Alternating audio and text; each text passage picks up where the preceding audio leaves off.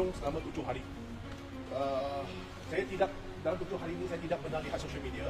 Saya punya telefon telah disita, saya tidak tahu apa yang berlaku di luar. Sampai saat ini pun saya tidak pernah lagi tengok berita. Okay? Jadi apa yang saya mau sampaikan sekarang, segala yang saya cakap adalah berdasarkan fakta dan asas. Sebab 7 hari saya telah diasingkan dengan dunia ini. Pertama sekali, saya ingin menuntut, jadi paling penting sekali, menurut apa Samsul Iskandar, setiausaha politik, mantan setiausaha politik kandang kepada Perdana Menteri Anwar Ibrahim. Beliau yang cakap dengan saya, Anwar Ibrahim suruh merakam ini YB adun-adun di Sabah terlibat dengan skandal rasuah ini. Kenapa daripada November 2024 tahun lepas saya asyik memperjuangkan ini skandal rasuah Sabah? Sebab di belakang ada satu dalang yang terbesar, ada satu ekor jerung yang terbesar. Jadi saya ingin tanya, adakah Anwar Ibrahim telah disiasat? Adakah dia telah diambil statement? Ini Samsul Iskandar, ada video telah disebarkan. Samsul Iskandar beritahu saya, ada saksi lagi. Saya tanya dia, apa kita perlu buat? Betul tak kita buat macam ni? Kita perlu tanya Perdana Menteri. Dia kata dia telah bincang dengan Perdana Menteri dan Perdana Menteri panggil buat. Sebab ini video rasuah ni boleh ambil sebagai ni untuk ugut mereka sebagai untuk kepentingan politik. Baru saya berani buat. Saya ni siapa? SPIM telah siasat saya 7 hari, polis telah siasat saya berapa lama? Saya ni bukan ahli politik. Ini hari ini yang terbukti. Saya ni hanya rakyat jelata biasa saja. Tanpa seekor jerung besar di belakang, adakah saya berani buat? Namun apa yang berlaku? Dia mempergunakan saya, memperdayakan saya. Sebab tu kenapa saya tetap perjuangkan, saya tetap mendedahkan. Sebab sikap saya lagi tekan saya lagi, ukur saya lagi, saya lawan. Saya tak boleh tahan sudah. Mohon maaf, saya memang saya tak boleh tahan sudah dengan mereka. Jadi saya ingin tanya, Azam Baki punya nama terus disebut dalam video. Ketua Pesuruhjaya SPIM, nama dia. Dia terlibat. Adakah dia telah disiasat? Bagaimana KP SPIM siasat KP SPIM? Jadi saya mau tanya, saya mau menuntut satu penjelasan bahawa adakah Anwar Ibrahim terlibat? Apa siasatan telah dilakukan? Ini pertama sekali. Yang kedua, pada hari Jumaat pagi, lebih kurang dalam jam 10, SPIM ambush rumah saya. Bila dia ambush, saya turun, saya buka itu tingkap, ada satu pegawai, dia pakai sarung muka macam syaitan tau, sangat dahsyat tau. Pistol tu dia mengaju kepada saya, dia panggil saya buka pintu. Tetapi pintu tu dia orang pecah, itu safety lock telah ikat mati. Bukan saya tak mau buka. Dia panggil saya buka, saya nampak mata dia, ini saya percaya dia akan tembak saya. Saya memang percaya dia akan tembak saya. Dan saya tahu, mereka kata SPIM, tapi saya tidak pernah tengok kad kuasa pun apa-apa warrant. Mereka kata mereka SPIM. Dalam otak saya fikir, ini mesti Anwar yang panggil balik tembak mati saya tau. Jujur. Ini ada, saya memang takut, saya panik masa tu. Syukur, anak saya umur 13 tahun, lalu di belakang, dia sangat takut. Baru pegawai tu tak berani tembak. Saya percaya dia akan tembak saya masa tu. Lepas tu mereka tendang pintu lagi. Mereka masuk. Semua yang masuk tu 7-8 orang tu, semua pegang pistol. Semua mengacu kepada saya, pistol tu. Apa kesalahan saya? Mereka kata saya melanggar notis. Hello, come on, melanggar notis tau. Saya bukan jual dadak, saya bukan pergi rompak bank tau. Saya bukan teroris tau. Semua masuk, pertama acu pistol darat kepala saya. Semua masuk acu pistol. Bayangkan, jangan bagi saya alasan bodoh bahawa saya mungkin, saya tahu mereka akan bagi alasan seolah-olah saya mungkin ada senjata di rumah, saya ada apa-apa, simpan apa-apa, atau ada beberapa orang di rumah. Come on lah, SPIM you ada bahagian risikan tau. Kamu ada bahagian risikan. Apa fungsi risikan tu? Kamu sudah risik dalam rumah saya, hanya saya seorang lelaki umur 13 ke atas. Saya seorang saja lelaki. Anak saya lelaki umur 13. Anak perempuan saya umur 10. Seorang lagi saya punya anak saudara umur 12 perempuan. Okey? Saya punya ibu mertua umur 70. Saya punya maid seorang Filipino umur 30 lebih. Saya punya isteri.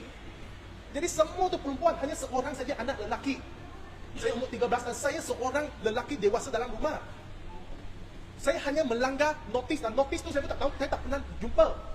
Bayangkan, ketua Pesuruhjaya SPIM kata, panggil saya hari Isnin, ada media, ada notis media, kita semua nampak dalam sosial media. Saya ikut saja, tiba-tiba muncul ini pegawai lain, adakah saya percaya? Kalau memo notis kenyataan rasmi daripada ketua Pesuruhjaya pun tidak boleh percaya, saya mau percaya siapa?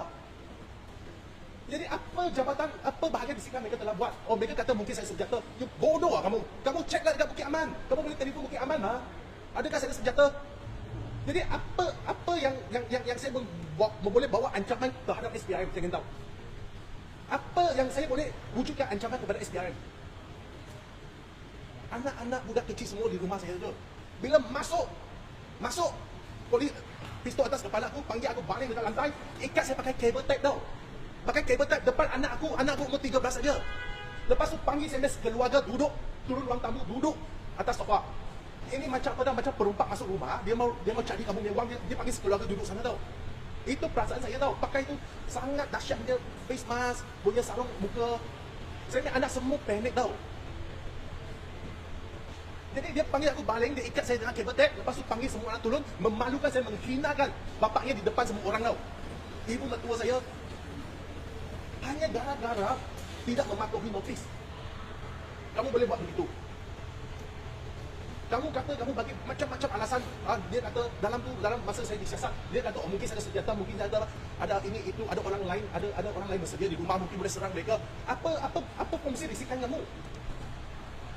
Apa yang berlaku hari ini sama seperti tahun 1998, semasa Anwar Ibrahim, semasa pihak polis UTK pecah rumah dia, tangkap dia.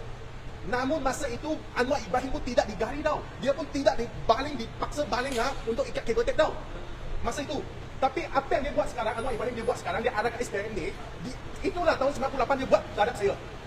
Kadang-kadang saya ni mau dedakan kesalahan dia. Apa negara kita ni? Ini semua fakta saya cakap ni, sebab saya ada CCTV. Dan satu lagi, masuk rumah semua, panggil suami isteri, delete itu video.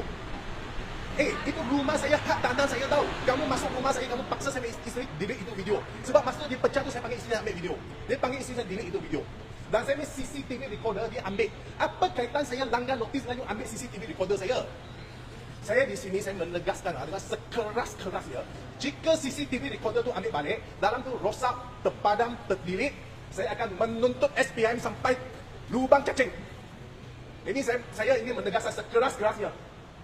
Kalau CCTV dalam hilang tempoh masa itu, ataupun dia bagi alasan rosak semua segala macam, okey, saya akan tuntut dia sampai lubang cacing. Itu adalah paling penting. You masuk saya main rumah, you cakap saya, you tahan saya balik SPRM, apa kaitan dengan CCTV saya? Dan kenapa panggil saya isi delete itu video kalau kau tak salah? Apa ni semua? Terakhir sekali, saya nak bagi tahu apa yang kerajaan hari ini buat, kerajaan Madani hari ini buat adalah tengah menghantar satu ancaman, satu isyarat ancaman yang beracun kepada seluruh masyarakat Malaysia, bahawa jika kamu mendedahkan salah laku orang besar, pemimpin tertinggi, akibat kamu adalah sama seperti saya. Baik kamu diam. Inilah yang apa yang mau hantarkan. Inilah isyarat yang jelas kerajaan Madani hantarkan. Dia lebih teruk daripada Mahathir kalau tanya saya. Ini yang saya cakap. Anwar Ibrahim dia cuba sekat ini semua. Dia lebih teruk daripada Mahathir. Sampai saat ini saya tak pernah takut sama dia. Saya bagi tahu Anwar Ibrahim, saya percaya dengan tengok ini. Saya bagi tahu saya tak pernah takut sama kamu. Sebab dunia ni sudah berbeza. Ini dunia zaman era social media. Bukan tahun 98 kamu boleh tutup lagi. Saya tak takut dengan dia.